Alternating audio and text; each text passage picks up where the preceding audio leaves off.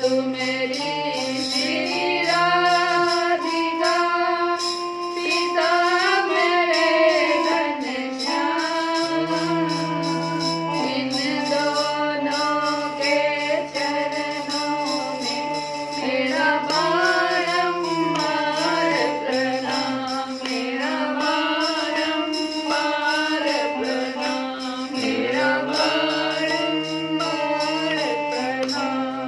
कथा प्रारंभ होत है। सुनहु वीर हनुमान राम लखन सिय जानकी सदा करहु कल्याण। जय श्री कृष्ण। हम लोग पिछली कथा में जरासंध के वध की कथा सुने और जब युधिष्ठिर जी को मालूम हो गया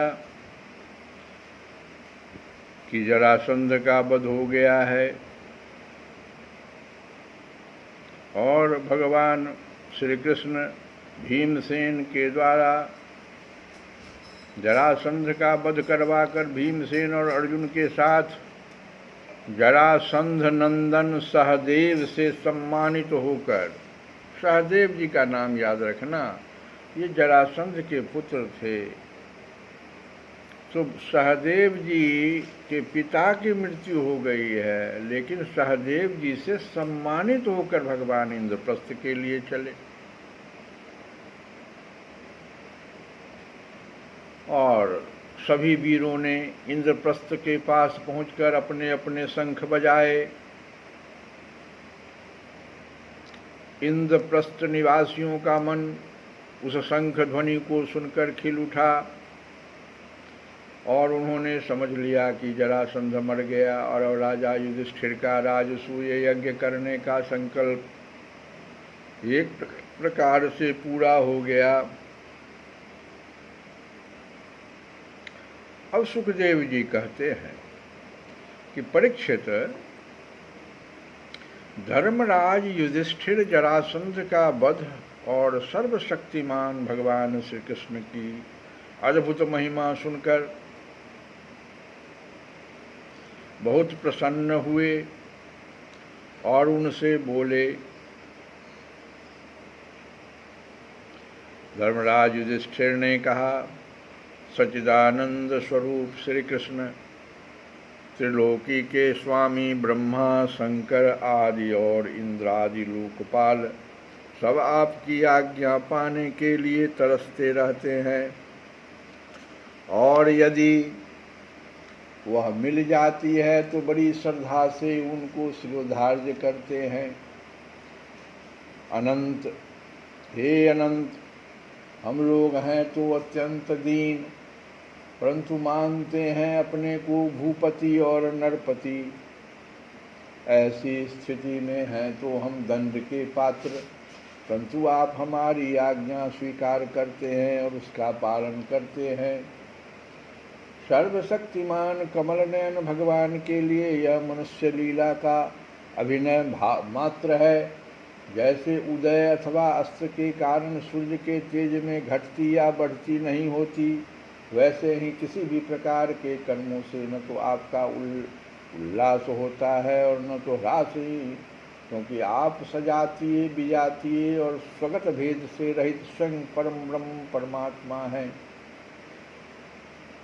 किसी से पराजित न होने वाले माधव, यह मैं हूँ और यह मेरा है तथा यह तू है और यह तेरा, इस प्रकार की विकार युक्त भेद बुद्धि तो पशुओं की होती है। जो आपके अनन्य भक्त हैं उनके चित्त में ऐसे पागलपन के विचार कभी नहीं आते, फिर आप में तो होंगे ही कहाँ से। इसलिए आप जो कुछ कर रहे हैं वह लीला ही लीला है।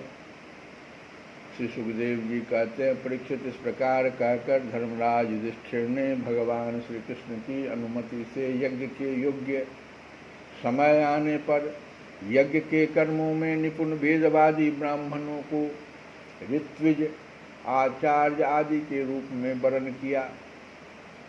अब वे लोग कौन थे, उनके नाम हैं श्री कृष्ण, द्वैपायन, व्यासदेव, जिनको बाल व्यास महाराज भी जो कहते हैं, भरद्वाज, सुमंतु, गौतम, असित, वशिष्ठ, च्यवन, कण्व, मैत्रेय, कवश, श्रुत, विश्वामित्र, वामदेव, सुमति, जैमिनी, क्रतु, पैल, पराशर, गर्ग, वैशंपायन, अथर्वा, कश्यप, धौम्य, परशुराम, शुक्राचार्य, आसुरी, वीतिहोत्र, मधुछंदा, वीरसेन और अकृत व्रण।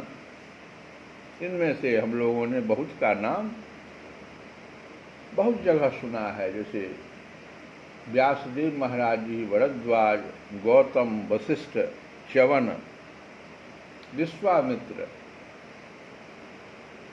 पराशर, परशुराम, कश्यप, शुक्राचार्य। इनके अतिरिक्त धर्मराज ने द्रोणाचार्य, भीष्म पितामह, कृपाचार्य, धृतराष्ट्र और उनके दुर्योधन आदि पुत्रों और महामती विदुर आदि को भी बुलवाया। राजन, राजसूय यज्ञ का दर्शन करने के लिए देश के सब राजा, उनके मंत्री तथा कर्मचारी, ब्राह्मण, क्षत्रिय, वैश्य, शूद्र सब के सब वहां आए। इसके बाद ऋत्विज ब्राह्मणों ने सोने के हलों से यज्ञ भूमि को जुतवा कर राजा युधिष्ठिर को शास्त्रानुसार यज्ञ की दीक्षा दी। प्राचीन काल में जैसे वरुण देव के यज्ञ में सबके सब यज्ञ पात्र सोने के बने हुए थे, वैसे ही युधिष्ठिर के यज्ञ में भी थे। पांडुनंदन महाराज युधिष्ठिर के यज्ञ में निमंत्रण पाकर ब्रह्मा जी, शंकर जी, इंद्रादि लोकपाल अपने गणों के साथ सिद्ध और गंधर्व, विद्याधर, नाग, मुनि, यक्ष, राक्षस, पक्षी, किन्नर, चारण, बड़े बड़े राजा और रानियां ये सभी उपस्थित हुए। सबने बिना किसी प्रकार के कौतूहल के यह बात मान ली कि राजसूय करना युधिष्ठिर के योग्य ही है, क्योंकि भगवान श्री कृष्ण के भक्त के लिए ऐसा करना कोई बहुत बड़ी बात नहीं है। उस समय देवताओं के समान तेजस्वी याजकों ने धर्मराज युधिष्ठिर से विधि पूर्वक राजसूय यज्ञ कराया, ठीक वैसे ही जैसे पूर्व काल में देवताओं ने वरुण से करवाया था। इससे पहले वरुण देवता इस यज्ञ को किए थे। सोमलता से रस निकालने के दिन महाराज युधिष्ठिर ने अपने परम भाग्यवान याजकों और यज्ञ कर्म की भूल चूक का निरीक्षण करने वाले सदस्य पतियों का बड़ी सावधानी से विधिपूर्वक पूजन किया।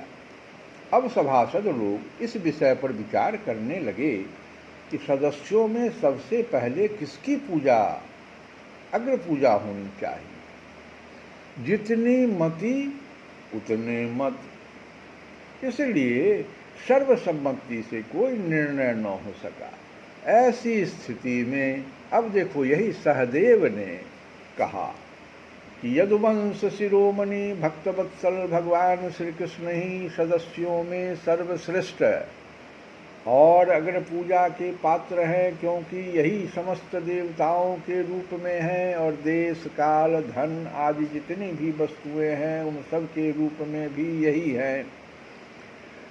यह सारा विश्व श्री कृष्ण का ही रूप है, समस्त यज्ञ भी श्री कृष्ण स्वरूप ही है। भगवान श्री कृष्ण ही अग्नि, आहुति और मंत्रों के रूप में हैं।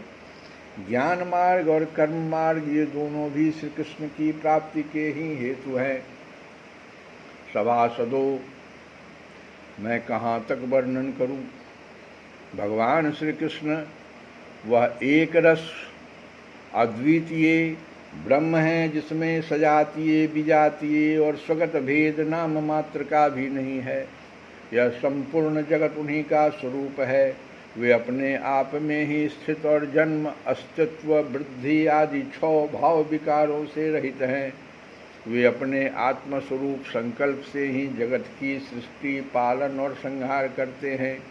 सारा जगत श्री कृष्ण के ही अनुग्रह से अनेकों प्रकार के कर्म का अनुष्ठान करता हुआ धर्म, अर्थ, काम और मोक्ष रूप पुरुषार्थों का संपादन करता है। इसलिए सबसे महान भगवान श्री कृष्ण की ही अग्र पूजा होनी चाहिए। इनकी पूजा करने से समस्त प्राणियों की तथा अपनी भी पूजा हो जाती है।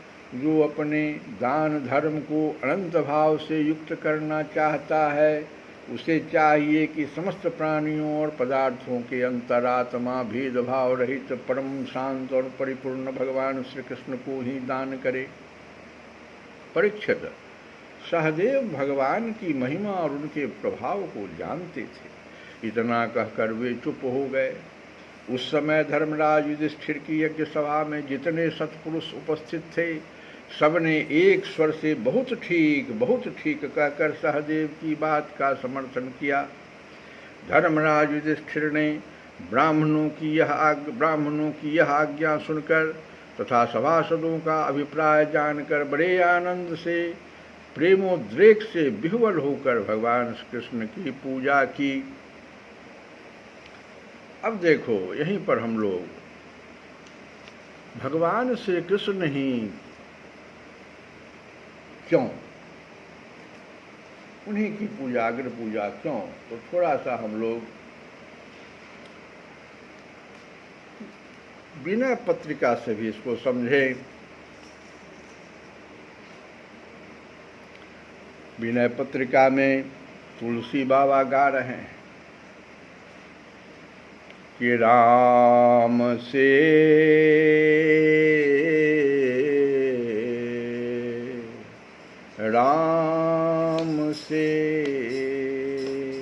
बड़ी सुंदर ये रचना है विनय पत्रिका का, इसको सुनिए। राम से प्रीतम की प्रीति रहित, राम से प्रीतम की प्रीत रहित, जीव जाए जियत, जीव जाए जियत। क्या अर्थ हुआ कि श्री राम सरीखे प्रीतम से प्रेम न करके, यहाँ भगवान श्री कृष्ण, तो सहदेव जी ने कहा कि इन्हीं की अग्र पूजा होनी चाहिए। बस इसको समझिए कि श्री राम सरीखे प्रीतम से प्रेम न करके यह जीव व्यर्थ ही जीता है। राम से प्रीतम की प्रीत रहित, जीव जाए जियत। जेहि सुख सुख मानी लेत। अगला कितना सुंदर पंक्ति है कि जेहि सुख सुख मानी लेत, सुख सो समुझ कियत, जीव जाए जियत। अरे जिस विषय सुख को तू सुख मान रहा है, जेहि सुख सुख मानी लेत। जिस विषय सुख को तू सुख मान रहा है, तनिक विचार तो कर, वह सुख कितना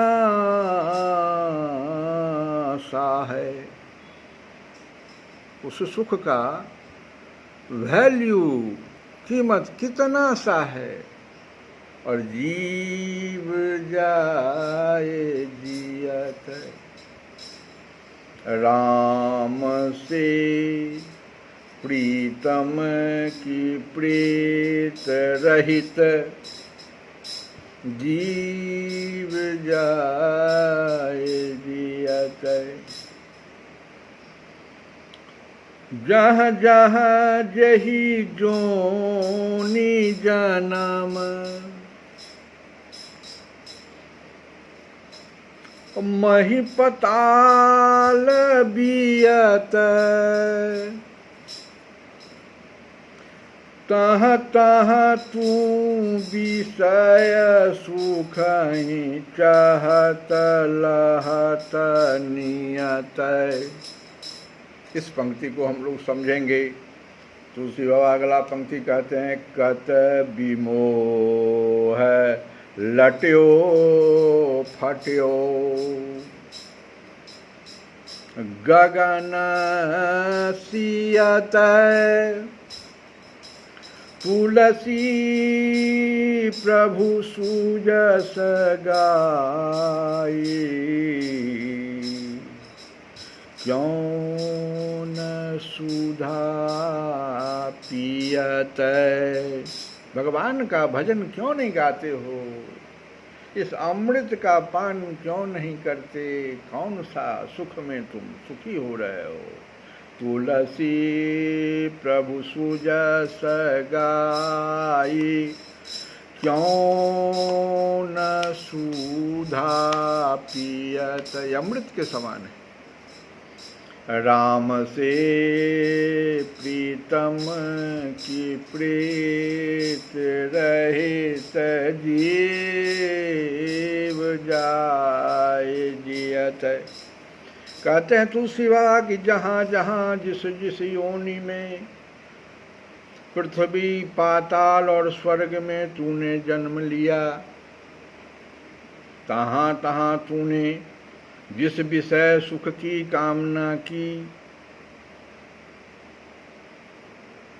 वही प्रारब्ध के अनुसार तुझे मिला।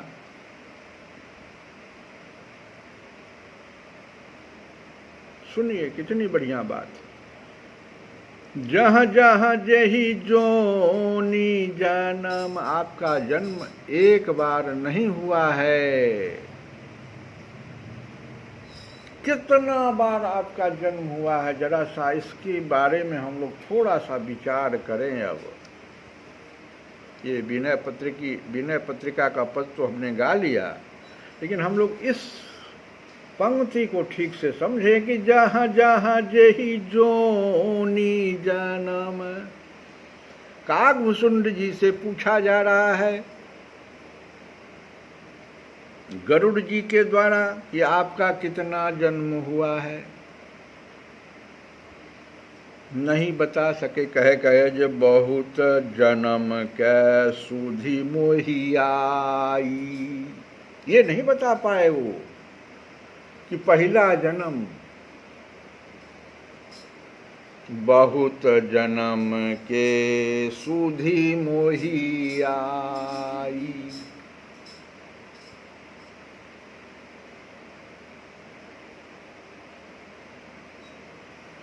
क्यों? क्योंकि परवश जीव स्ववश भगवंता।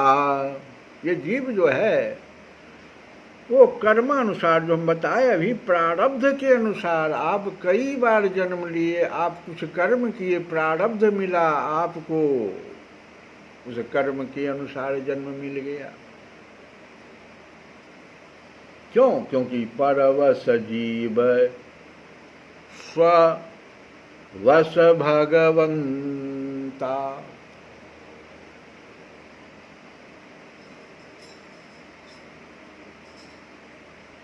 कवन जोनि जन्म हूँ जहाँ नाहीं।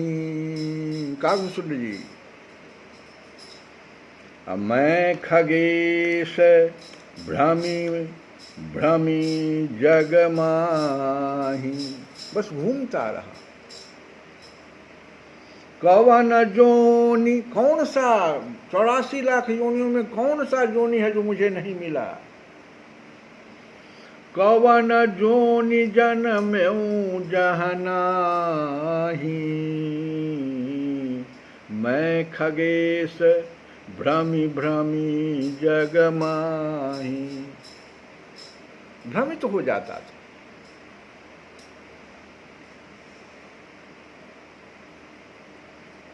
ऐसा कौन योनि है जिसमें मैंने बार बार घूम फिर कर जन्म न लिया हो। सुधि मोहिनाथ जन्म बहु केरी। है कुछ जन्मों का सुधि है मेरे पास, लेकिन ये नहीं मैं कह सकता कि मेरा जन्म कौन सा प्रथम था, क्या था, ये मैं नहीं कह सकता। बहुत से जन्मों की याद है। अब देखो यहाँ पर एक संकेत है कि ब्राह्मणों के द्वारा एक श्लोक बोला जाता है, वहाँ पर थोड़ा सा ऋग्वेद का जो ये 10:190 में ऐसा है, थोड़ा सा आया है वहाँ पर, उसको समझिए। उसमें आया है कि धाता यथा पूर्वम कल्पयत।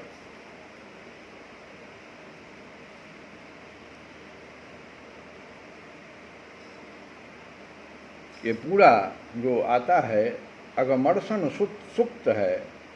कीर्तम च सत्यम च विद्य तपसाध्यय जायते ततो रात्र्य जायतः ततः समुद्रो अर्णवः समुद्रादर्णवादधि संवत्सरो अजायतः अहोरात्राणि विद्धत विश्वरूप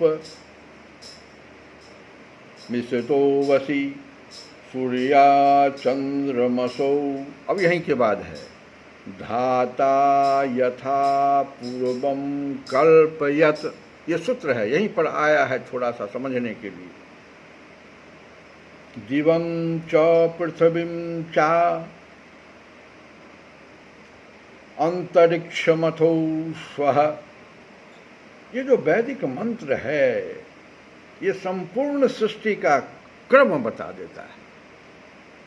इसमें वर्णित है, क्या है सो देखिए। हम जो कहे धाता यथा पूर्वम कल्पयत, इसका अर्थ क्या हुआ कि इस कल्प में भी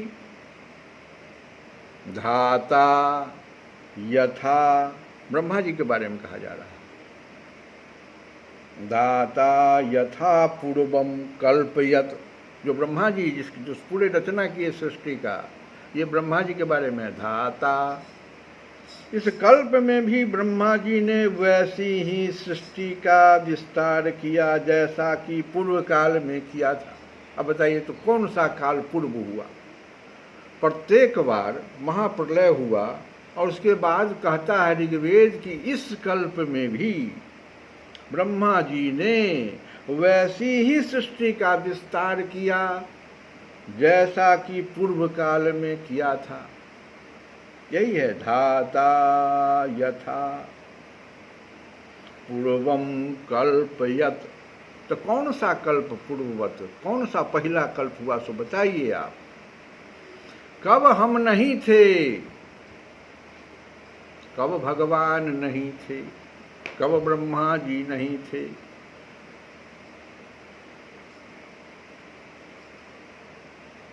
अर्थात हर सृष्टि का विस्तार उसके पूर्व के कल्प से लिया गया। पहली सृष्टि कब बनी इसका निर्णय किसी के पास नहीं है। सृष्टि अनादि है तथा चेतन जीव और अचेतन प्रकृति जो हम देख रहे हैं, अभी भी इस सृष्टि में भी देखते हैं, एक तो चेतन जीव देखते हैं और एक अचेतन देखते हैं। तो ये चेतन जीव और अचेतन प्रकृति जो प्रत्यक्ष दिखाई पड़ती है, महाप्रलय में भगवान में विलीन हो जाती है।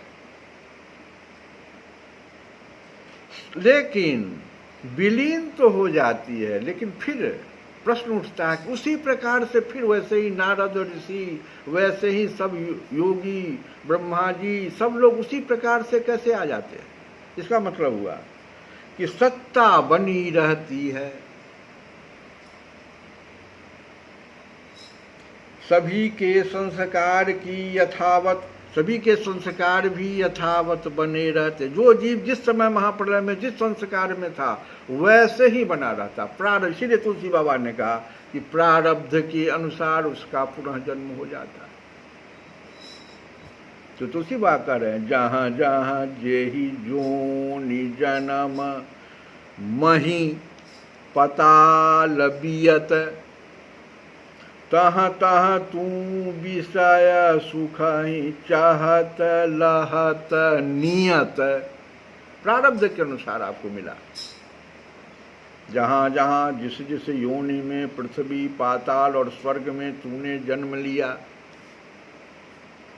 तहाँ तहाँ तूने जिस विषय सुख की कामना की, महाप्रलय के समय में या आपका अंतिम समय जो आया, जैसी कामना आपने की वही प्रारब्ध के अनुसार तुझे मिला।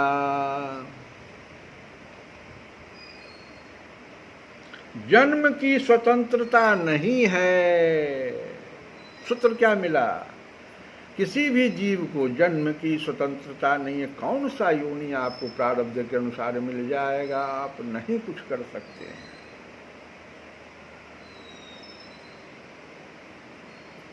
इसलिए तुलसी बाबा भी कह रहे हैं, जहाँ जहाँ जेहि जोनि जन्म। बहुत सा काकभूषण जी ने भी कहा, कितना जन्म, आहा, कवन जोनि जन्मऊं जहाँ नाही। मैं नहीं था, ऐसा कौन सा योनि है, खाली बता दो। मच्छर में भी था, कुत्ता में भी था, कौन सा योनि है जिसमें मैं नहीं था? लेकिन एक जगह देखो, जन्म की स्वतंत्रता नहीं है, लेकिन लेकिन लेकिन इस जन्म में यह स्वतंत्रता है। खास के यह मनुष्य के जन्म में, मनुष्य योनि में ही आपको सिर्फ एक स्वतंत्रता मिली है और किसी भी योनि में नहीं। यह आपका अंतिम जन्म होगा। अब आप जन्म नहीं लेंगे, आप मोक्ष को प्राप्त कर लेंगे। यह स्वतंत्रता भगवान ने आपको इस जन्म में दे दिया, मनुष्य योनि में। बहुत बड़ी बात। शरीर और संसार, यही बात तो तुलसी बाबा कह रहे हैं। शरीर और संसार भगवान की सेवा सामग्री है। ध्यान दो, बहुत सुंदर बात। ये शरीर, मानव शरीर जो मिला है, दुर्लभ शरीर, दुर्लभ। भगवान राम ने भी कहा दुर्लभ है। तो ये शरीर और संसार भगवान की सेवा सामग्री है, ये भोग्य सामग्री नहीं है। जब हम इसे भोग सामग्री समझ लेते हैं तो पुनरपि जननम पुनरपि मरणम, क्या? तब तो फिर आप योनियों में भटकिए। पुनरपि जनमम पुनरपि मरणम, इसकी फेरा लगेगी। अब पुनरपि जननी, बार बार किसी माता के पेट में आइएगा, चाहे कीड़ा के, कुत्ता के या मनुष्य के, जो भी हो। पुनरपि जननी जठरे शयनम, माता के पेट में, गर्भ में शयन कीजिएगा। बिलाई के, कुत्ता के, सियार के, कहाँ जाइएगा भगवान? जब इसको नहीं समझिएगा कि शरीर और संसार भगवान की सेवा सामग्री है, ये भोग्य सामग्री नहीं है। जब हम इसे भोग सामग्री समझ लेते हैं तो पुनरपि जनम, अपुनरपि जननी जठरे शयनम। इस संसार से पार पाना कठिन है। बार बार माँ के गर्भ में शयन, हे कृष्ण मुरारी, इसीलिए भगवान की जो अग्र पूजा में कहा जा रहा है हे कृष्ण मुरारी, या तुलसी बाबा ने जो कहा कि तुलसी प्रभु सुजस गाई, क्यों न सुधा पियत।